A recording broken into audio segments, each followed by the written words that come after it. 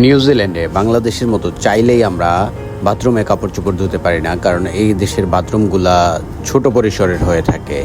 আর তাই তো আমাদেরকে কাপড় চোপড় ধুতে আসতে হয় এই ধরনের লন্ড্রোমেটগুলোতে। এগুলো হলো কমার্শিয়াল লন্ড্রোমেট। এগুলোতে ওয়াশিং মেশিন এবং ড্রাইং মেশিন থাকে, যেখান থেকে আমরা কাপড় চোপড় ধুয়ে থাকি এবং কাপড় চোপড় শুকিয়ে থাকি। নিউজিল্যান্ডের আসলে কালচার অনুযায়ী কেউ বাসায় আমাদের বাংলাদেশের মতো কাপড় চোপড় কেচে কেচে ধোয় না।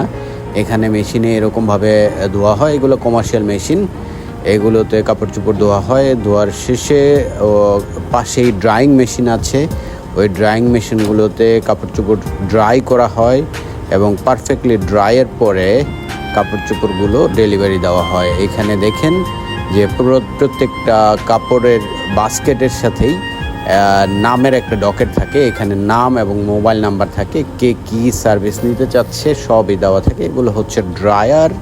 এই ড্রায়ারগুলো দিয়ে নর্মালি কাপড় চোপড় শুকানো হয় এবং এগুলো কিন্তু ইন্ডাস্ট্রিয়াল ড্রায়ার। এগুলো বাড়ির যে ড্রায়ার, বাড়ির যে ওয়াশিং মেশিন, ওইগুলোর না। এগুলো হচ্ছে কমার্শিয়াল ইন্ডাস্ট্রিয়াল ওয়াশিং মেশিন এবং ড্রাইং মেশিন।